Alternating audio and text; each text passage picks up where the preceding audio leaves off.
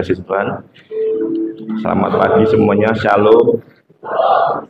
Bagaimana kabarnya Bapak Ibu? Nah, luar biasa. Kalau bulan ini gimana Bapak Ibu? Ya, ada keluhan-keluhan apa? Kira-kira banyak buah. Ya, banyak buah ya. Karena bulan besar ya. Dan katanya tahun depan tahun judo ya. Banyak buah. Kalau saya bilang, kalau saya waktu datang ke sini pertama kali saya bingung saudara dengan tradisi ada di desa Kelet ini. Karena kalau di Kota Pekalongan itu namanya buah itu nyumbang itu sukarela ya. Tapi kalau di sini tuh nandur. Ya, nandur saudara. Kemarin sampai supir saya tuh sampai utang saya, Bon, bilang gini, kau saya utang apa? Loh kenapa kok tiba-tiba kok kamu kekurangan uang? Karena buah banyak sekali dan dia itu harus mengembalikan buahan yang ketika kemarin punya kerja dibalik lagi sudah sekian juta, ya, ya itu sungguh kaget saya ketika saya melihat tradisi di Kelet ini seperti itu, ya. Juga ada salah satu pegawai saya juga pernah suatu saat itu ketika ada saudaranya punya gawe, ya, dia itu nyumbang beras 50 kilo, ya. Pada gilirannya dia punya gawe, cuma dibalikkan 25 kilo. Itu sampai sudah, sampai pegawai saya itu sampai ngeneng nos, kepahitan, yuk, goro-goro beras 20 kilo. Ya, waktu ada dulu dia punya gawe 50 kilo sudah nyumbang. Ketika dia punya gawe setelah itu hanya dibalenya 25 kilo. Itu kepahitan orangnya. Sampai hari ini tidak omongan sudah. Goro-goro beras 20 kilo, ya, mengorbankan hatinya, mengorbankan hidupnya, mengorbankan satu orang saudaranya sudah. Gara-gara 20 kilo, ya. Pagi ini saya akan berkhotbah, saya kasih judul menjaga hati, ya.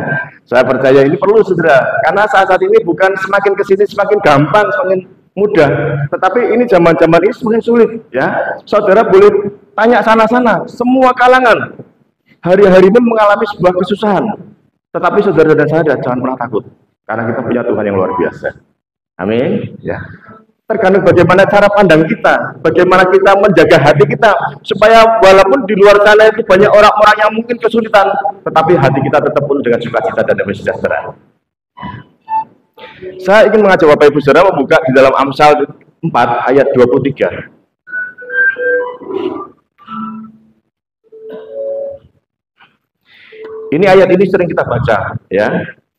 Kalau semua hamba Tuhan ketika mengasih judul menjaga hati pasti akan membuka ayat ini. Amsal 4 ayat 23. Saya akan bacakan. Jagalah hatimu dengan segala kewaspadaan, karena dari situlah terpancar kehidupan. Saya ulang lagi, saudara. Jagalah hatimu dengan segala kewaspadaan, karena dari situlah terpancar kehidupan. Ayat ini sudah sebagai satu perintah, jagalah, ya. Kalau jagalah ini kalau kita ambil dalam bahasa Ibrani namanya nasar, N-A-S-A-R, ya. Artinya saudara, nasar artinya kita yang harus menjadi penjaga. Kalau cara perusahaan satpamnya, saudara. Yang jaga hati saudara siapa? Tetangga? Halo? Ya. Jagalah hatimu, artinya nasar, jagalah nasar, itu artinya bahwa kitalah yang menjaga hati kita masing-masing. Itu ya arti yang pertama. Ya. Jadi kalau saudara punya hati, yang jaga bukan hanya Tuhan, saudara. Kadang-kadang orang banyak berdoa, Tuhan jagalah hatiku. Enggak. Ya, itu adalah salah satunya. Tetapi yang terpenting bagaimana saudara punya hati, saudara bisa juga menjaga hati. Bukan suami, bukan istri, bukan tonggo, bukan konco. Yang jaga hati kita adalah kita sendiri. Namanya nasar, ya. Yang kedua, nazar arti kedua adalah observasi. Artinya kita mengobservasi atau kita mengamati atau kita menelaah apa yang ada di dalam hati kita. Ternyata hati kita harus jaga. Harus kita telaah. Kita amati ada apa dengan hati saya. Dikatakan jagalah hatimu. Kalau kita jaga sesuatu hal di dalam hidup kita, maka sesuatu itu adalah sesuatu yang bernilai atau berharga. Kalau Amsal Salomo ini mengatakan bahwa jagalah hatimu, maka hati itu adalah sesuatu yang sangat berharga, saudara. Tidak mungkin saudara punya barang-barang berharga dan dijaga. Punya HP saja pasti akan dijaga, saudara. Dikasih casting supaya kalau jatuh tidak pecah. Ya, dikasih apa lagi? Itu HP itu baru HP ya. Belum kalau kita punya segala sesuatu yang berharga di rumah, kita pasti akan jaga dengan ketat supaya apa? Supaya tidak hilang, supaya tidak rusak, supaya terawat dengan baik. Kita jaga. Yang kita jaga itu ada sesuatu yang berharga, bernilai. Dan dikatakan di sini adalah hati harus kita jaga, ya. Hati harus kita jaga dengan segala kewaspadaan. Kenapa hati itu sangat penting? Kenapa hati itu sangat bernilai? Kenapa hati itu sangat berharga? Ada 3 alasan. Yang pertama, karena hati itu menentukan kualitas kehidupan saudara dan saya. Karena hati menentukan kualitas kehidupan saudara dan saya.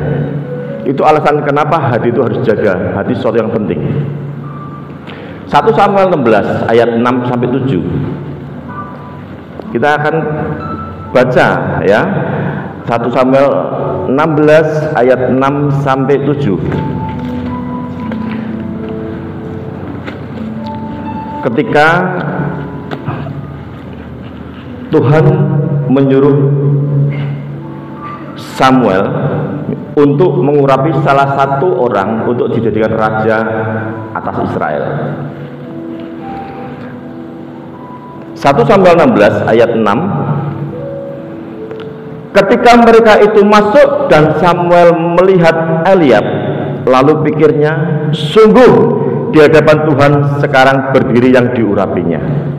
Ayat 7. Tetapi berfirmanlah Tuhan kepada Samuel, janganlah pandang parasnya atau perawakan yang tinggi, sebab aku telah menolaknya. Bukan yang dilihat manusia, yang dilihat Allah. Manusia melihat apa yang di depan mata, tetapi Tuhan melihat hati. Yang pertama, kenapa hati harus jaga? Kenapa hati sesuatu yang penting, sangat penting? Karena hati itu menentukan kualitas kehidupan saudara dan saya. Ketika Tuhan menyuruh Samuel untuk memilih salah satu calon raja untuk bangsa Israel, ketika anaknya Isai ada 8 waktu itu, yang 7 sudah dia berjalan, ya. Samuel katakan di hadapan Tuhan sekarang berdiri yang diurapinya. Kita tahu kakak-kakaknya Daud itu tinggi-tinggi, saudara, ganteng-ganteng, ya.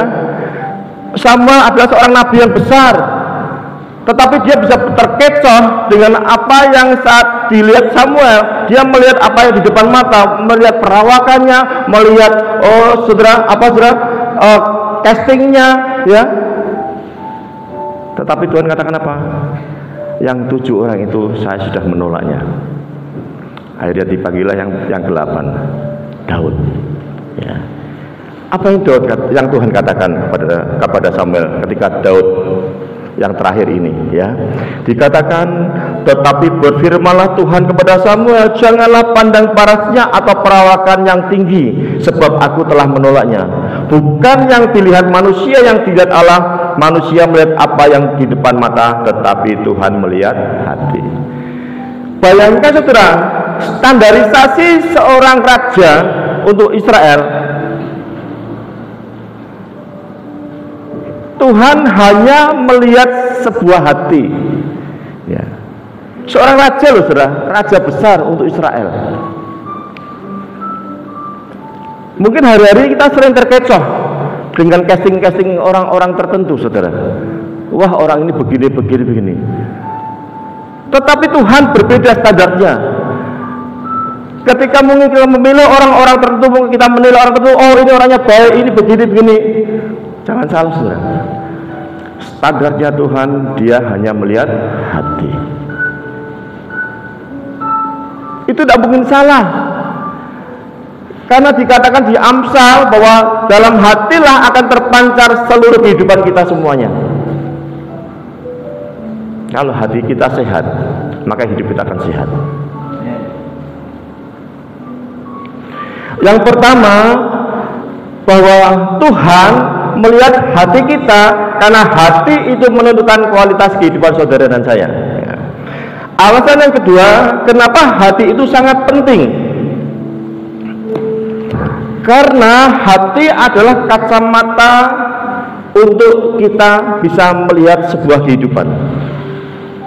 Ya.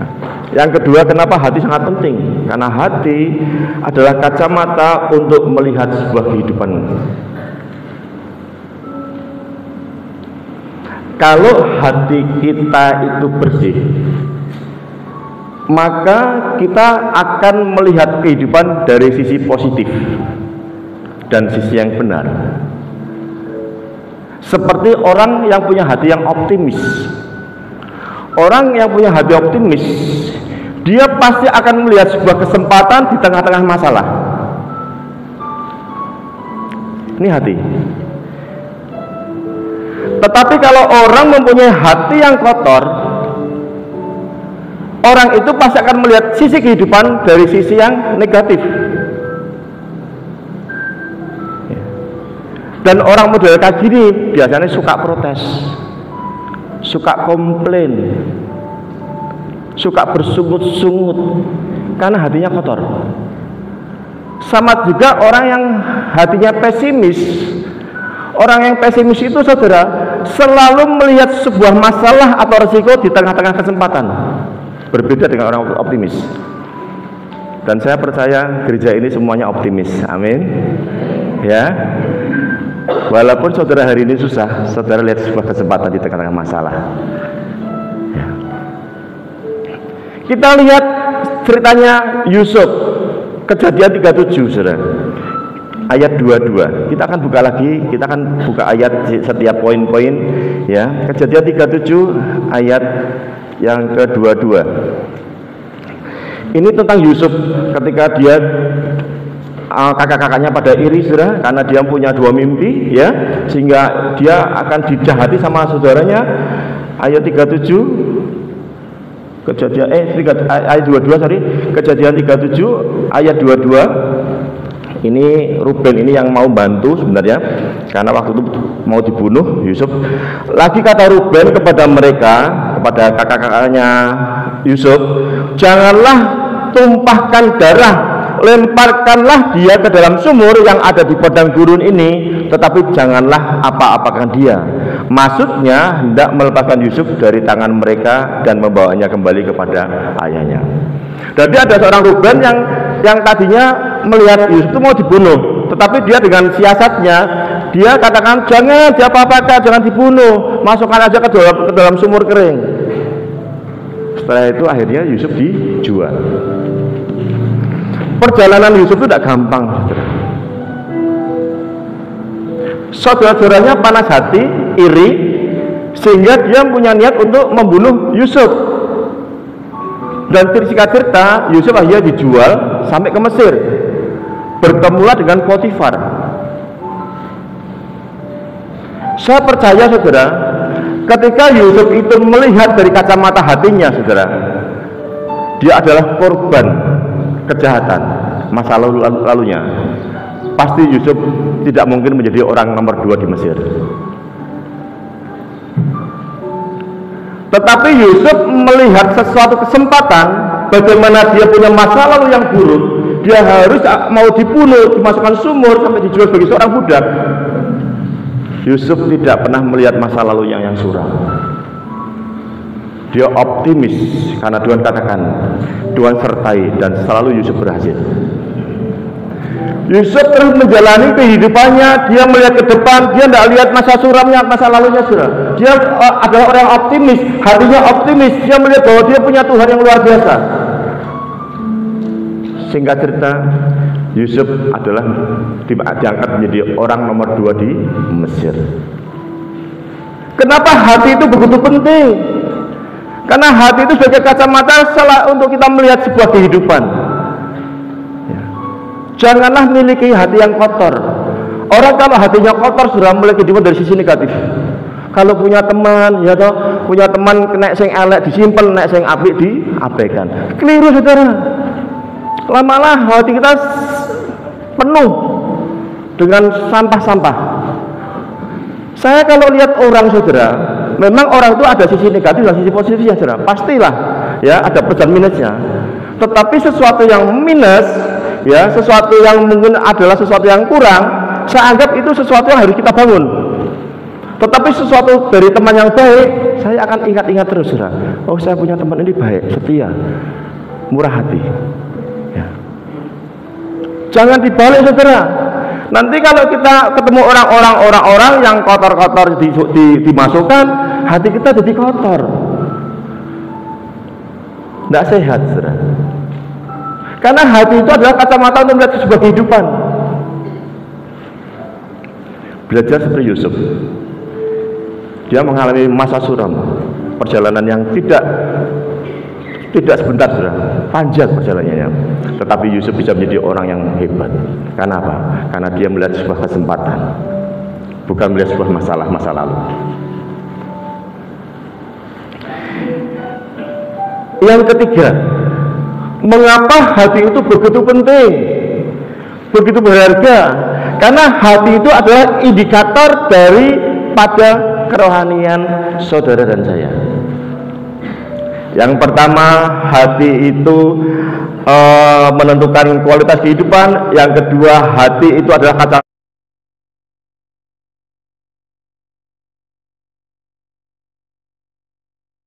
kita.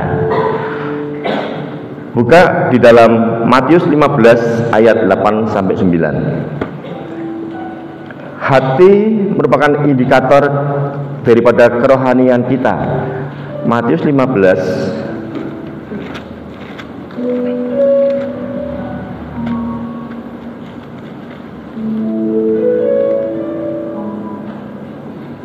ayat 8 sampai 9. Dikatakan, bangsa ini memuliakan aku dengan bibirnya, padahal hatinya jauh daripadaku. Percuma mereka beribadah kepadaku, sedangkan ajaran yang mereka ajarkan ialah perintah manusia. Dikatakan bangsa ini memuliakan aku dengan bibirnya. Boleh-boleh saja saudara. Tetapi yang menentukan hubungan kita dengan Tuhan bukan bibir saja, tetapi Tuhan ingin supaya indikator yang menentukan hubungan kita dengan Tuhan adalah hati saudara dan saya. Ya, dikatakan padahal hatinya jauh daripadaku, percuma mereka beribadah kepadaku. Yang Tuhan tahu itu hati saudara. Saudara boleh berdoa berjam-jam, saudara boleh puji Tuhan berjam-jam. Kalau hatinya kita jauh, Tuhan itu, aduh saudara, Allah ini apa? Ya, hanya cuma bibir saja. Hati adalah indikator daripada kerohanian saudara dan saya. Karena hati itu menentukan hubungan. Makanya kalau kita menjadi orang penyembah-penyembah, sebelah dalam roh dan kebenaran, ya, hati kita saudara.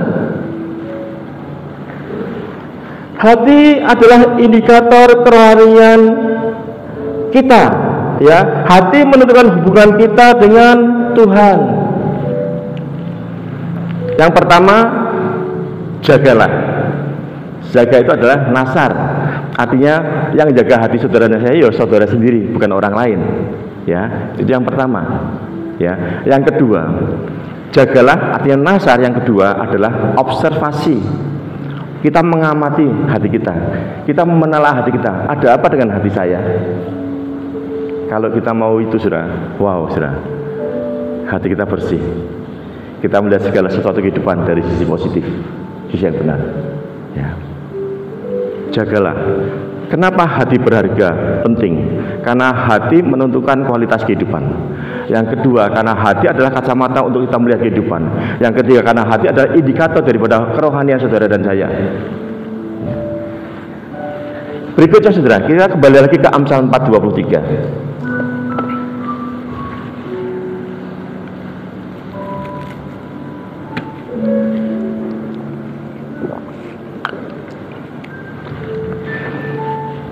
jagalah hatimu dengan segala kewaspadaan.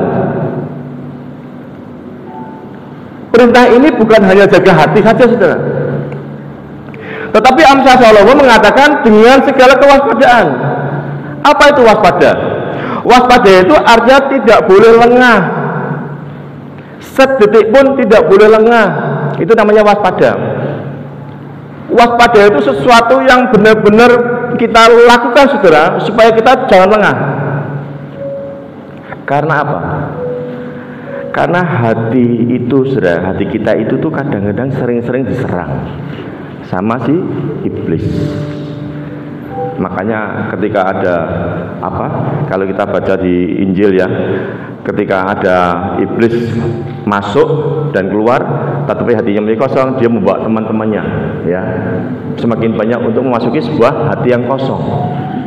Jangan sampai hati kita kosong, saudara, ya, dipenuhi firman Tuhan.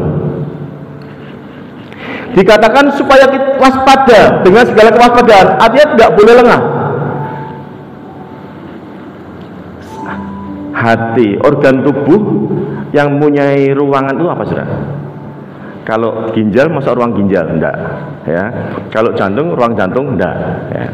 Tetapi organ tubuh yang mempunyai sebuah ruang adalah hati.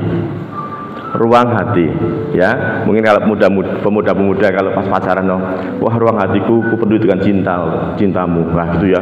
Ruang hati. Kalau kita ada ruangan, hatinya itu ada ruangan, pasti ada suasananya, saudara. Ya, kalau mungkin di ruangan gereja ini banyak orang-orang, ya, pasti ada suasananya. Saya merasakan suasana hari pagi ini suasana surgawi, saudara. Amin. Ya, suasana surgawi, saudara. Karena wajah-wajahnya ceria, sukacita, ya, surgawi. Hati itu punya sebuah ruang dan ada suasana. Maka kenapa harus dijaga dengan segala kewaspadaan? Supaya hati kita tidak panas, saudara. Tidak panas hati. Ya, kalau kita membaca Kejadian 4, bagaimana Kain membunuh Habel. Tuhan firman kata, hai Kain, kenapa hatimu panas dan mukamu muram? Orang panas hati itu bahaya, saudara. Bahaya. Gara-gara Habel dan Kain sama-sama mempersembahkan kepada Tuhan persembahannya.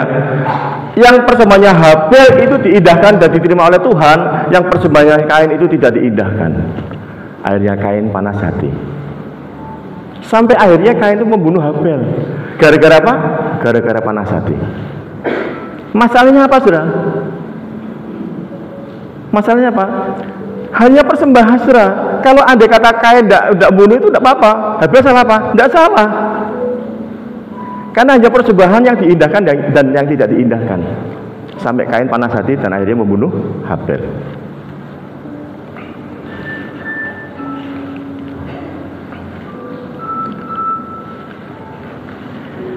Panas hati itu bahaya, saudara.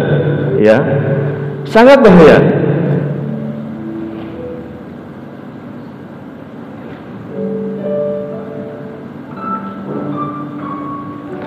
Ada lagi orang-orang, saudara, ya, yang mengalami panas hati itu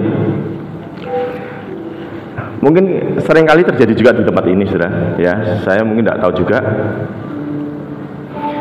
Kita punya panas hati karena ada satu saudara, keadaan yang berbeda. Kalau pemazmur, ya, pernah dia mengalami itu dan dia catat di dalam Mazmur 73. Seringkali kita mengatakan gini, kenapa Tuhan, aku sudah begitu baik sama Tuhan, aku sudah melakukan firman Tuhan, aku sudah melakukan segalanya buat Tuhan, aku sudah melayani Tuhan. Kenapa orang-orang yang seperti itu masih diberkati? Dan saya sendiri masalahku tidak kunjung selesai. Ya. Ini panas hati. Mazmur 73, saudara. Orang-orang yang jujur, orang-orang yang hidupnya dalam ketetapan Tuhan, dia panas hati dengan orang-orang fasik. Kenapa orang fasik diberkati dan mereka gemuk-gemuk? Seringkali sudut pandang kita hari ini, saudara, ketika Tuhan katakan kepada orang yang protes ini, yang komplain ini, Kamu tidak tahu, orang-orang fasik ini sedikit lagi mereka tergelincir. Ya. Seringkali kita melihat kacamata kita hari ini, saat ini. Kita tidak usah panas hati melihat orang-orang di atas kita, walaupun dia itu jauh dari Tuhan, diberkati Tuhan. Jangan, Tuhan itu punya perhitungan sendiri, saudara. Saudara jangan pernah takut, ya. Jangan pernah panas hati, walaupun ada orang-orang yang hidupnya mungkin tidak dekat sama Tuhan, hidup diberkati. Saudara jangan panas hati. Tuhan itu punya perhitungannya sendiri, saudara. Waspada supaya hati kita tidak panas. Ya. Yang kedua, kita harus waspada supaya kita jangan tawar hati.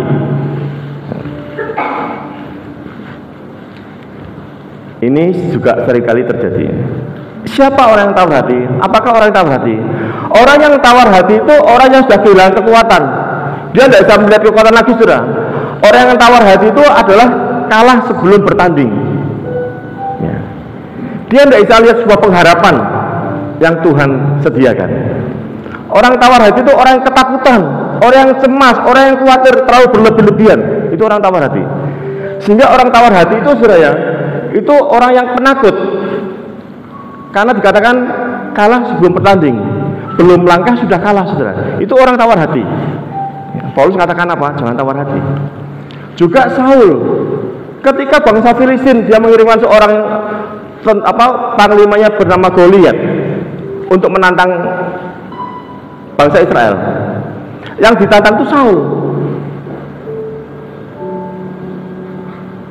Tetapi dikatakan Saul tawar hati, ya. Kita lihat saksi di dalam 1 Samuel 17 ayat 32. 1 Samuel 17 ayat 32.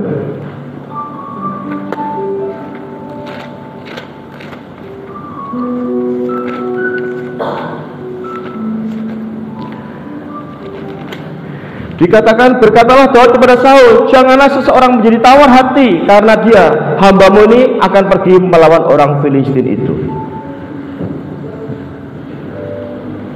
Saul tawar hati, takut. Padahal ukuran perawan Saul itu, saudara, di antara bangsanya itu Saul itu lebih tinggi. Kalau mungkin bangsanya itu berdiri di sisi Saul, itu hanya sepundaknya gini, saudara. Saul itu ganteng, berpotensi, ya, tinggi. Kalau perang menang terus. Ketika didatang Goliat, dia tawar hati. Beda dengan seorang Daud, kecil, kemerah-merahan, tetapi dia katakan apa? Dia punya Tuhan yang luar biasa. Dia punya Allah yang hidup. Dia tidak tawar hati, saudara. Tetapi dia berani untuk melawan Goliat. Akhirnya Tuhan sertai, Tuhan berikan kemenangan. Kalau hari saudara takut, khawatir, berlebihan untuk hari ini, saya katakan saudara tawar hati. Orang tawar hati itu adalah orang yang kalah sebelum bertanding. Orang yang tawar hati adalah orang yang tidak bisa melihat sebuah kekuatan yang daripada Tuhan. Orang yang tawar hati adalah orang yang tidak bisa melihat satu pengharapan yang Tuhan sediakan. Itu orang tawar hati, takut, cemas, khawatir. Hari ini saudara boleh ada di dalam sebuah kesukaran dunia, tetapi saudara jangan tawar hati. Saudara optimis, punya Tuhan yang pasti bisa. Amin. Amin. Puji Tuhan. Ya. Yang ketiga, kita waspada supaya kita jangan iri hati. Wow, ini sudah, ya. Waspada jangan iri hati. Kalau di dalam Yakobus dikatakan apa? Nah, di mana ada iri hati dan mementingkan diri sendiri, maka akan terjadi kekacauan dan juga akan terjadi hal-hal yang jahat, saudara. Ya, ngeri, ya. Wong iri hati itu ngeri, saudara. Ngeri. Saul, saya contoh Saul lagi, saudara. Saul itu kurang apa, saudara? Ya. Dia semuanya punya. Dia seorang raja, potensi, ya, hebat. Hanya gara-gara Daud dia mendapat pujian lebih banyak. Saul iri. Gara-gara Saul rasa iri itu, saudara, Saul punya niat untuk membunuh Daud, melempar tombak 2 kali ke Daud, tetapi Tuhan meluputkannya. Ya. Gara-gara apa? Gara-gara iri hati. Ngeri, saudara. Orang iri hati itu ngeri sekali. Ya, saya katakan ngeri sekali. Karena ketika ada iri hati, saudara, pasti ada rancangan-rancangan yang jahat yang akan dibuat untuk menjatuhkan atau membunuh orang-orang tertentu.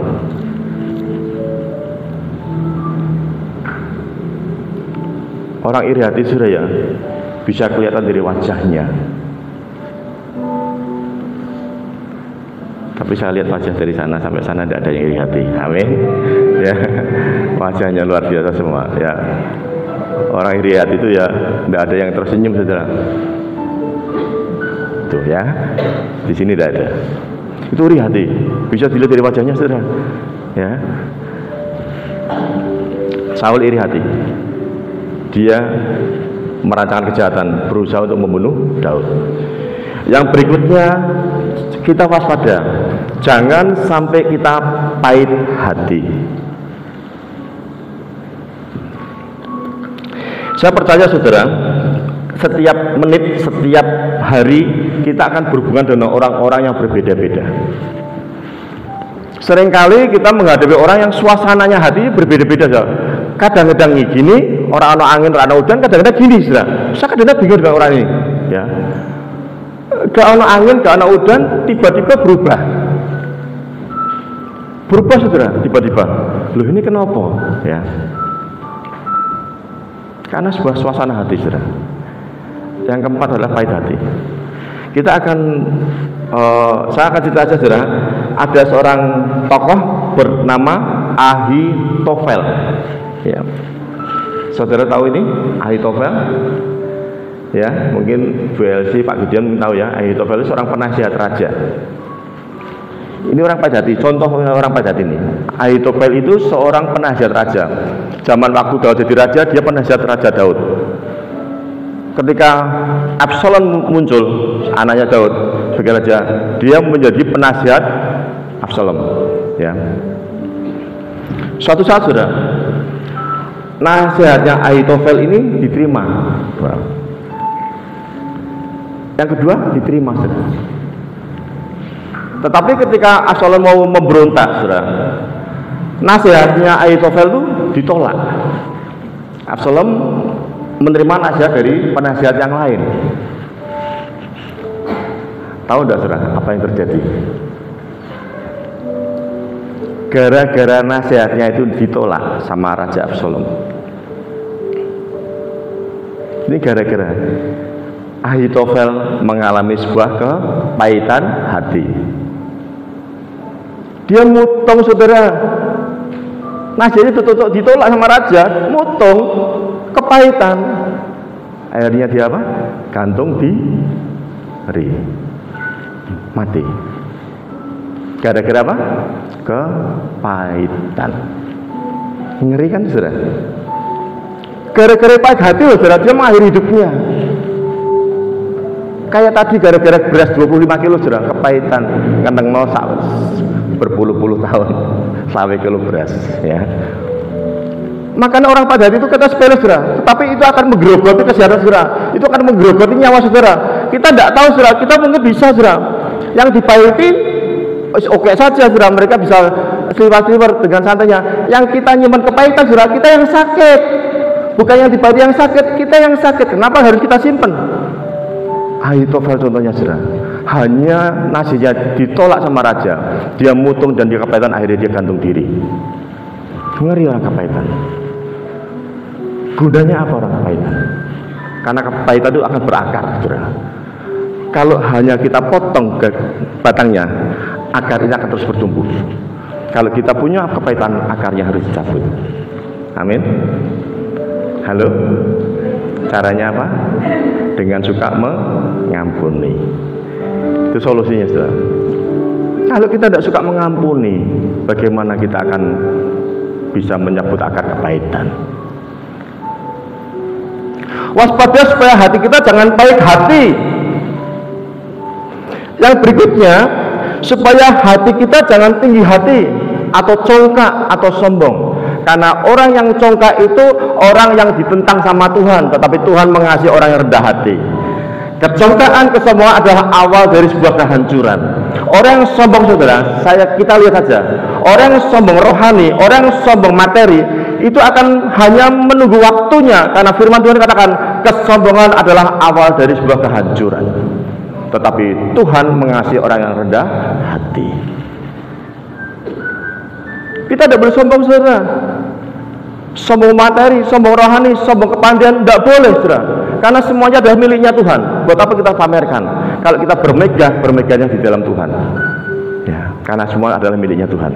Bukan bermegah untuk dirinya kita sendiri, saudara. Kalau kita mau bermegah, kita ucap terima kasih pada Tuhan. Tuhan, terima kasih dengan segala apa yang Kau berikan di dalam hidup saya. Ya. Bermegahlah di dalam Tuhan, bukan untuk diri kita sendiri. Itulah, saudara, bagaimana supaya kita bisa waspada. Karena kita harus jaga itu adalah tugas saudara dan saya yang punya hati, dan hati itu adalah sesuatu yang berharga yang harus kita jaga. Tetapi jagalah dengan segala kewaspadaan. Karena apa, saudara? Hati itu sering diserang oleh iblis. Ya, kalau kita melihat dari mata kita, kalau kita melihat dari telinga kita, yang mengolah adalah pikiran kita. Kalau kita kotor hatinya, maka kita seringkali memasukkan di dalam hati kita sesuatu yang kotor-kotor. Dan kalau hati kita kotor, kita memandang segala kehidupan dari sisi negatif, bukan positif. Ya. Kembali lagi ke Amsal 4:23. Tadi sudah yang A, jagalah hatimu dengan segala kewaspadaan. Ya. Yang B ini, karena dari situlah terpancar kehidupan. Kalau kata-kata terpancar, artinya itu ada sumbernya, saudara. Ya, karena dari situlah, dari hatilah terpancar kehidupan. Kalau ada terpancar, itu ada sumbernya. Makanya, saudara, ya, cerminan orang-orang yang saat ini ada, saudara. Ketika kita bertindak, ketika kita berkata-kata, ketika kita berpikir, itu ada cerminan dari hati. Orang kalau hatinya bersih, orang kalau hatinya sehat, pasti perkataannya sehat, saudara. Amin. Membangun. Orang dengar senang. Orang dengar merasa wah enak, menasihati luar biasa. Tetapi kalau orang hatinya kotor, orang hatinya tidak sehat, saudara, perkataannya menyakiti orang lain. Halo. Alhamdulillah di sini tidak ada. Ya. Kita sudah lihat, saudara. Ya, ada peribahasa katakan apa? Dalamnya lautan bisa kita tahu, tetapi dalamnya hati siapa yang tahu? Tidak bisa saya tahu hatinya Pak Eko, saudaraan. Tetapi ketika Eko berbicara, saya tahu apa isi hatinya Eko. Karena perkataan itu adalah cerminan hati. Ketika Eko bertindak, saya tahu isi hati Eko. Minimal lah sekian persen saya tahu.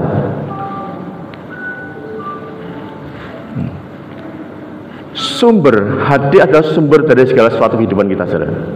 Ya, kita sehat dari hati, kita tidak sehat dari hati, kita berpikiran kotor dari hati, kita mengucapkan kotor dari hati. Karena hidup kita dari dalam keluar. Yang menajiskan kita bukan yang masuk, tetapi yang keluar.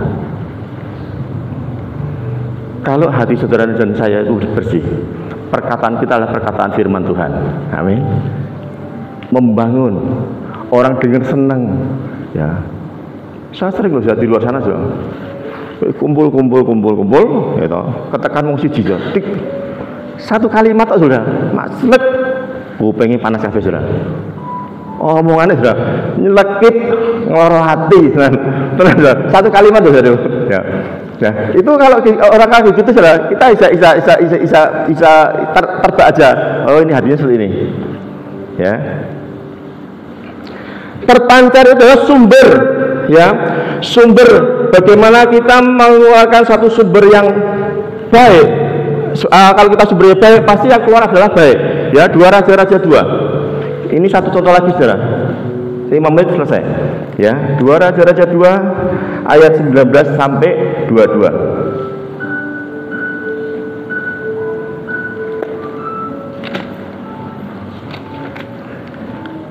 2 Raja-Raja 2 ayat 19 sampai 22. Saya temukan ayat ini sudah tadi malam ya, tapi luar biasa saudara, ini pas banget ya. Ini dikatakan Elisa menyehatkan air di Yeriko. Berkatalah penduduk kota itu kepada Elisa, cobalah lihat, letaknya kota ini baik seperti tuanku lihat, tetapi airnya tidak baik dan di negeri ini sering ada keguguran bayi. Ya, berlihat di situ dulu. Ada salah satu penduduk di situ ketemu dengan Nabi Elisa. Dia katakan seperti ini, saudara. Cobalah lihat, ya, letaknya kota ini baik seperti tuanku lihat, tetapi airnya tidak baik dan di negeri ini sering ada keguguran bayi.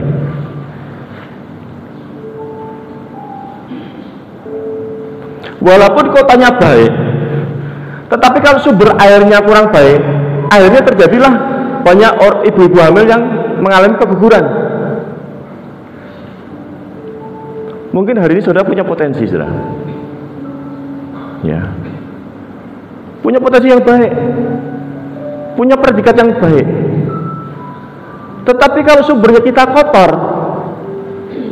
maka potensi yang kita miliki adalah sia-sia, bisa gugur semua, saudara. Banyak, saudara, orang-orang yang punya kehebatan, punya pengalaman, punya potensi, punya kepandaian. Tetapi kalau tidak dari dalam baik, saudara, hati yang kita kotor, maka banyak potensi yang gugur, yang hilang. Yang harusnya kita menjadi orang seperti ini, nggak jadi. Karena apa? Karena pusatnya, sumbernya itu kotor. Ya. Seperti kota ini, saudara, kotanya baik, letaknya strategis, potensi. Karena sumber airnya tidak baik, banyak orang-orang keguguran, banyak orang wanita keguguran. Karena apa? Karena sumbernya kurang baik. Akhirnya dikatakan, jawab Nabi Elisa, ambillah sebuah pinggan baru bagiku dan taruhlah garam ke dalamnya. Maka mereka membawa pinggan itu kepadanya. Kemudian pergilah Elisa ke mata air mereka dan melemparkan air garam itu ke dalamnya, serta berkata, beginilah firman Tuhan, telah kusehatkan air ini, maka tidak akan terjadi lagi olehnya kematian atau keguguran bayi. Demikianlah air itu menjadi sehat sampai hari ini, sesuai dengan firman yang telah disampaikan Elisa. Yang dikasih garam alirannya atau sumbernya, saudara? Yang dikasih garam itu alirannya, misalnya kita ada sumber sana, ada aliran, yang dikasih garam itu alirannya sini atau sumbernya, saudara? Sumbernya. Dikatakan kemudian pergilah ia ke mata air. Sumbernya, saudara. Yang didandani itu sumbernya, bukan pikirannya, bukan perkataannya, bukan tindakannya yang dikasih garam, tetapi yang dikasih garam adalah sumbernya, hati saudara dan saya. Ya. Kalau hati kita tuh diganti hati yang baru sama Tuhan, maka yang dulu kita berkata-kata dengan kotor, kita akan berkata tentang firman Tuhan. Amin. Ya. Yang dulu kita bertindak tidak senonoh, ketika kita diganti hati yang baru, pasti tindakan kita adalah tindakan yang bisa membangun orang lain jadi berkat. Ya. Ini satu hal yang luar biasa, saudara. Sumber itu adalah penting sekali, ya. Bagaimana supaya sumber ini terus diisi oleh firman Tuhan, sehingga apa yang kita keluar itu adalah firman Tuhan.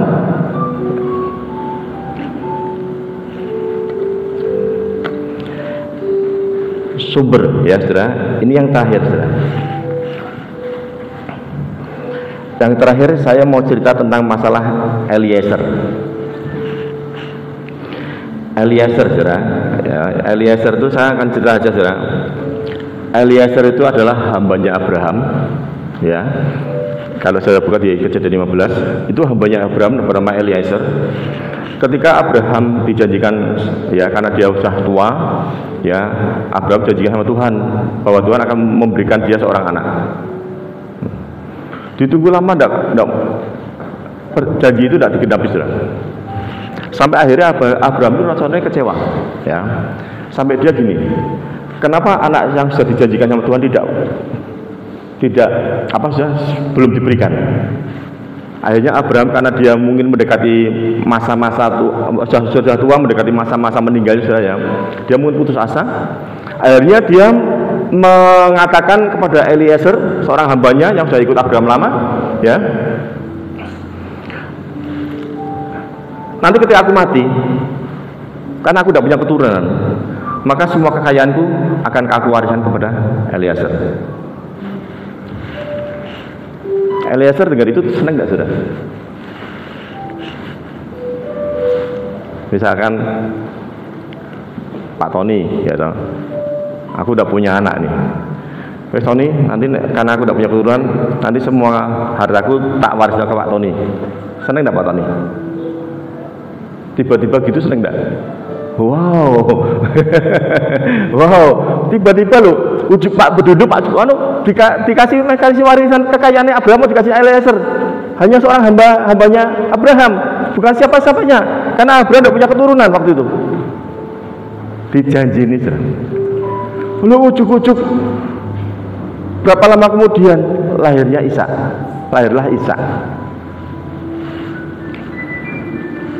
Saya akhirnya punya anak Pak Tony, gitu. Karena saya punya keturunan, maka warisan itu tidak jadi ke Pak Tony, tetapi ke anak saya. Pak Tony kecewa enggak? Gelo toh? Gelo. Harusnya Eliezer ini sudah, ketika dia dijanji seperti itu, sesuatu yang luar biasa terjadi, yang tidak pernah dipikirkan. Dia akan dapat warisan luar biasa karena Abraham itu ada orang yang kaya raya, dia punya segalanya waktu itu. Eliezer senang sekali. Tiba-tiba lahirnya seorang Ishak, anak yang dijanjikan Tuhan. Harusnya Eliezer kecewa, saudara. Benar, saudara.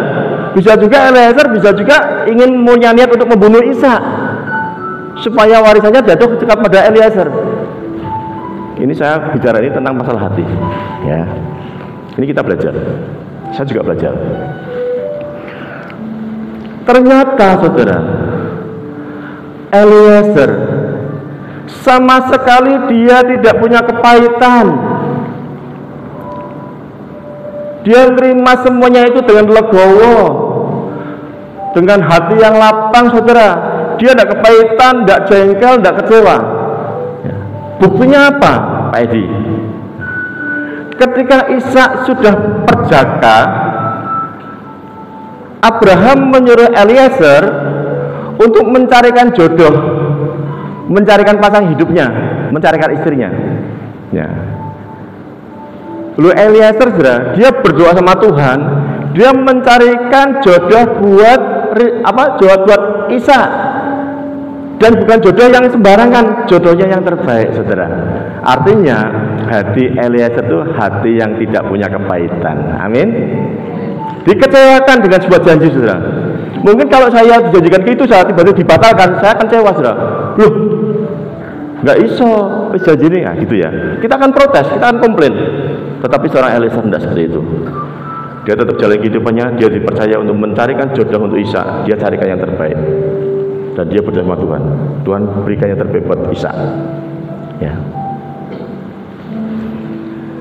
Yang terakhir, saudara, Yosua 1 ayat 8. Yosua 1 ayat 8. Ini sebagai suatu filter, saudara.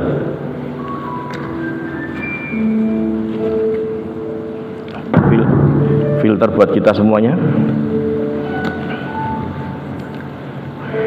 Janganlah engkau lupa memperkatakan kitab Taurat ini, tetapi renungkanlah itu siang dan malam, supaya engkau bertindak hati-hati sesuai dengan segala yang tertulis di dalamnya. Sebab dengan demikian perjalananmu akan berhasil dan engkau akan beruntung. Ya, jadi janganlah engkau lupa memperkatakan kitab Taurat ini, tetapi renungkanlah itu siang dan malam. Jadi katakan supaya engkau bertindak hati-hati. Ya, kalau kita bertindak hati-hati, artinya sebelum segala sesuatu kita lakukan, kita pikir dulu. Itu namanya hati-hati. Ya, tetapi banyak orang ya bertindak dulu baru mikir. sehingga tindakannya banyak menyakiti orang lain. Tetapi seharusnya kalau kita mau seperti kalau kita mau sesuai dengan firman Tuhan, kita bertindak hati-hati. Sebelum bertindak, sebelum kita melakukan sesuatu, kita harus pikir dulu. Apalagi berhubungan dengan orang sekitar kita. Supaya apa sih? Bahasa kita, kata-kata kita, tindakan kita itu tidak menyakiti orang lain, tapi jadi berkat buat orang lain. Amin. Ya, Tuhan Yesus memberkati. Ya. Firman Tuhan selalu akan menjadi filter saudara di dalam hati saudara, supaya hati saudara tetap bersih, ya, sehat. Dan kalau hati kita bersih, sehat, maka kita akan melihat kehidupan dari sisi positif dan sisi yang benar. Mari saudara kita akan berdoa.